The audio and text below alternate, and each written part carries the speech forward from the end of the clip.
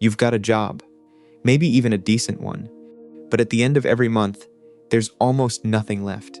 And somewhere in the back of your mind, there's this quiet, uncomfortable question, one you keep pushing away. If I'm working this hard, why am I still barely getting by? That feeling isn't weakness. It's not bad luck either. It's the result of a system nobody ever taught you to see. Think about someone like Marcus, 34 years old, works in logistics, outside of Columbus, Ohio, makes around $62,000 a year.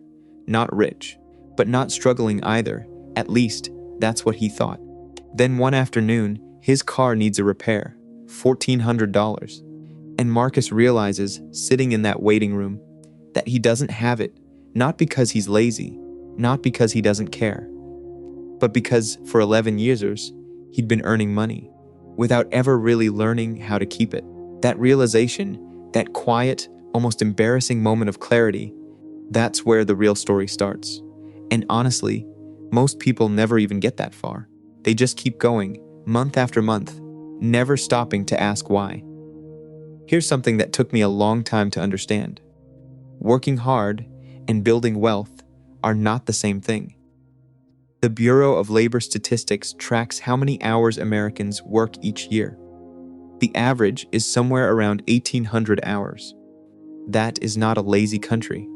People are grinding, but grinding in the wrong direction still gets you nowhere. There's a difference between the money coming in and the money that actually stays. Income is what lands in your account on payday. Wealth is what's still there and growing 6 months later. Most people chase the first thing their whole lives and completely ignore the second.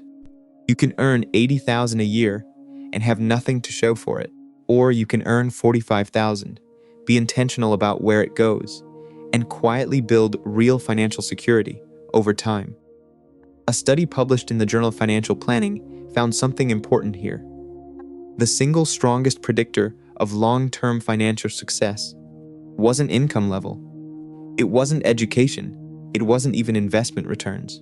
It was savings rate, the percentage of your income you consistently set aside and put to work. People who saved and invested even 15 to 20% of their income consistently built more wealth than higher earners who spent everything they made. Let that sit for a second. Your paycheck isn't the problem. What happens after the paycheck, that's where everything is decided. So what does actually changing this look like? Because knowing the problem and solving the problem are two very different things. The first real move is uncomfortable for most people. You have to look at where your money is actually going, not where you think it's going, where it's actually going. A survey from Mint found that 65% of Americans had no real idea how much they spent the previous month. 65%. That's like trying to get healthier without ever stepping on a scale. You're guessing, and guessing doesn't move the needle. So here's what Marcus did and what you can do starting this week. For 30 days, track every single dollar that leaves your account. Coffee, subscriptions, late night online orders, everything. Don't try to change anything yet. Just watch. What he found surprised him. There were 3 streaming services he'd forgotten about. A gym membership he hadn't used in 4 months. Almost $200 a month on food delivery. For meals he barely remembered eating. Research from the National Bureau of Economic Research suggests the average American household quietly leaks around $1,500 a month. On spending that adds almost no real satisfaction to their lives. That's not judgment, that's just what happens on autopilot. Once you see it, you can't unsee it. And once you stop leaking that money, you suddenly have raw material to work with. That's when things get interesting. Because here's what most people don't realize is about savings. It's not just about having a cushion. It's about giving your money a job. Money sitting in a basic savings account isn't safe. Not really. With average annual inflation running around 2.5% to 3%, a $10,000 balance earning 0.5% interest is quietly losing purchasing power every single year. The wealthy understand this. They don't just save, they invest. And the math on starting early is almost unfair.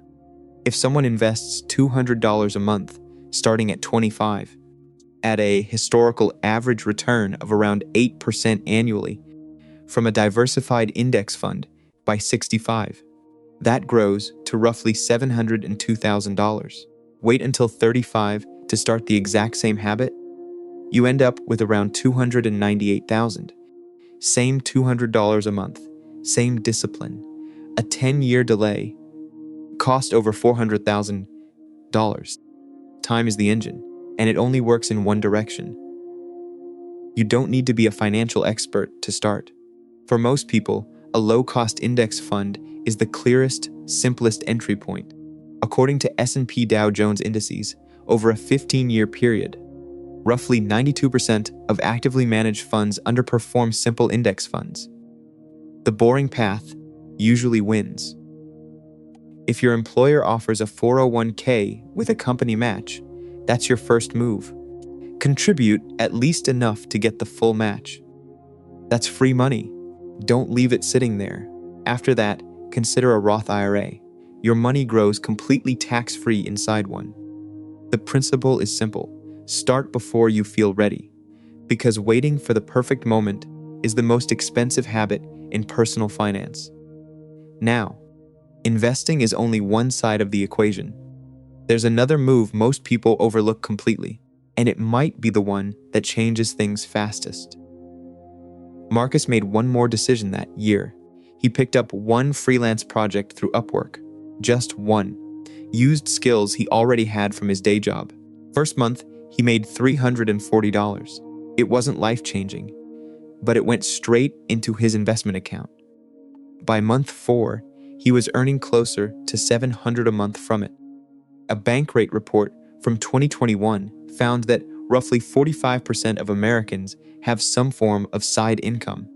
Those who do earn an average of around $800 a month from it. That's nearly $10,000 a year, on top of a regular salary. You don't need to start a business. You don't need a big idea. You just need to identify one skill or resource you already have and find one way to monetize it. Freelance writing, graphic design, tutoring, delivery driving. If you have a spare room, short-term rental platforms generate real supplemental income in most US cities. The goal in the first 90 days isn't to replace your income.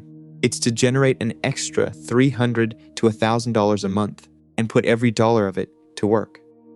That discipline is the line between people who build wealth and people who earn more but stay exactly where they are.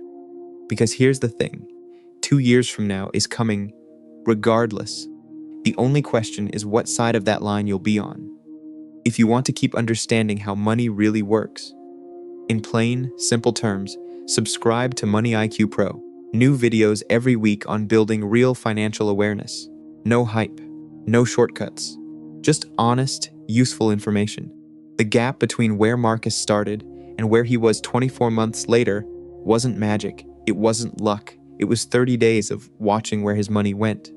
One investment account, opened on a Tuesday night, one extra income source, built slowly on weekends, and a decision, a quiet, personal decision, to stop drifting and start paying attention. That's the whole thing.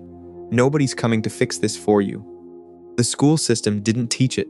Most parents couldn't either. But the path is clear. The only thing standing between you and a completely different financial life is whether you take one step today or wait for a better time that never comes. Start with 30 days of honest tracking. Just that. Everything else builds from there.